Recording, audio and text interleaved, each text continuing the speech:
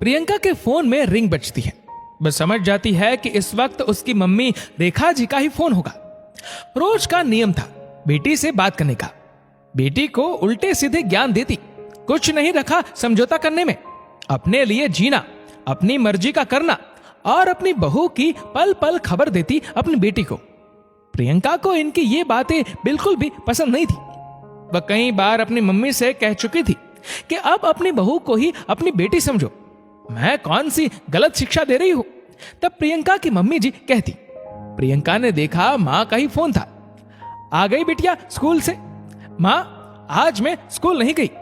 मेरी सासू मां बाथरूम से गिर गई है, उन्हें पैर में मोच आई है, चलने में तकलीफ हो रही है, मैंने क्रैप बैंडेज बांधी है, कल सुबह तक देखते हैं, अगर ज्यादा तकलीफ हुई तो डॉक्टर के पास ले जाएंगे। प्रियंका ने अपनी मां से कहा।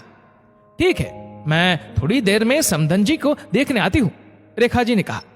प्रियंका एक स्कूल में 12वीं क्लास के बच्चों को पढ़ाती है और उसका पति मयंक एक मल्टीनेशनल कंपनी में इंजीनियर है।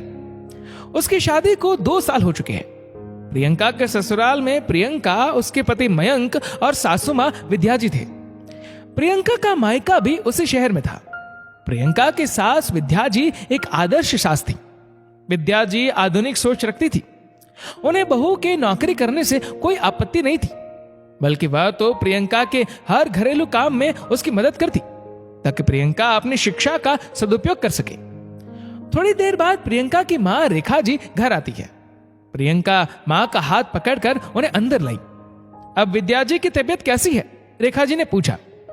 अभी अभी उन्हें खाना खिलाकर पेन किलर देकर सुलाया है, आप आराम से बैठिए, थोड़ी देर बाद जब वो उठ जाएगी तब मिलेंगे, प्रियंका ने मां से कहा। ठीक है बेटा, मुझे कोई जल्दी नहीं है, रेखा जी ने कहा। तभी 24-25 वर्षीय युवती पानी लेकर आती है।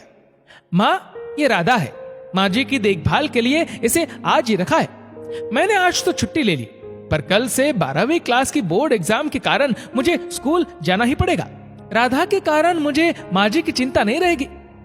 एक बात कहूं बेटा, जब विद्या जी 1-2 दिन में थोड़ा ठीक हो जाए तो उन्हें तुम्हारे जेठ जेठानी के यहां भेज देना।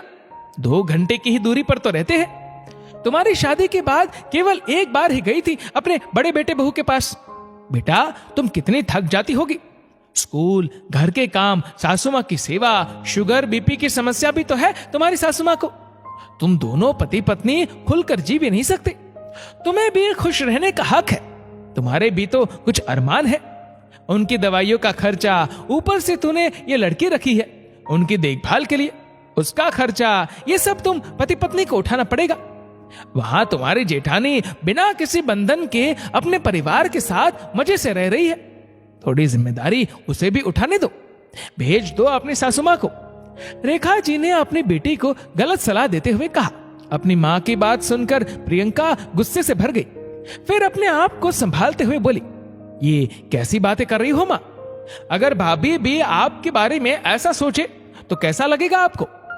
माता पिता अधिक उम्र के हो जाए, बीमार रहने लगे तो क्या उन्हें बोझ समझ लेना चाहिए? अपने पास से अलग कर उन्हें कहीं और भेज देना चाहिए? अगर माता पिता बच्चों के बचपन में खुद के सपने, आशाएं, नींद, चैन, कैरियर के बारे में ही सोचते और बच्चों को अपने हाल में अकेला छोड़ देते तो क्या होता? बुढ़ापे में माता पिता का ध्यान रखना हमारा फर्ज है। कल को हमारे बच्चे भी होंगे, उनकी परवरिश में भी कई उतार चढ़ाव आएंगे, बच्चे भी बीमार पड़ेंगे, तंग करेंगे, पर उनकी देखभाल तो करनी पड़ेगी क्योंकि वह अपने हैं। जो अपने होते हैं उन्हें अपने से दूर नहीं किया जाता। मां, ये घर मेरी सासू मां का है, हम उनके साथ रहते हैं। इसी घर में वह शादी करके आई थी, इस घर से उन्हें लगाव व अपनापन है। मेरी जेठानी के घर उन्हें असहज महसूस होता है, इसलिए वह वहां जाना पसंद नहीं करती। प्रियंका ने अपनी मां से कहा। हाँ बेटा, तुमने बिल्कुल सही कहा, मेरी कितनी गलत सोच है। बच्चों को बुढ़ापे में माता पिता को बोझ समझकर खुद से अलग नहीं करना चाहिए। मैं बहुत शर्मिंदा हूं। मुझे बहुत खुशी है बेटा, तुम ससुराल में अपने कर्तव्यों को अच्छी तरह निभाना जानती हो। मुझे तुम पर गर्व है। रेखा जी ने अपनी बेटी के सिर पर हाथ रखते हुए कहा। अपने कमरे में लेटे लेटे विद्या जी ने अपनी बहू की बातें सुन ली। उनकी आंखों से आंसू बह निकले। वह सोचने लगी, मेरी बहू कितनी समझदार है, अपनी मां के सामने अपनी सासू मां का मान रख लिया। दोस्तों, इस वीडियो को लेकर आपकी क्या राय है, नीचे कमेंट करके जरूर बताएगा। और अगर आपको वीडियो अच्छा लगा हो तो इस वीडियो को लाइक करेगा, शेयर करेगा ज्यादा से ज्यादा लोगों तक। और ऐसे ही और भी इंस्पिरेशनल वीडियोस के लिए हमारा फेसबुक पेज आज ही फॉलो करें। धन्यवाद।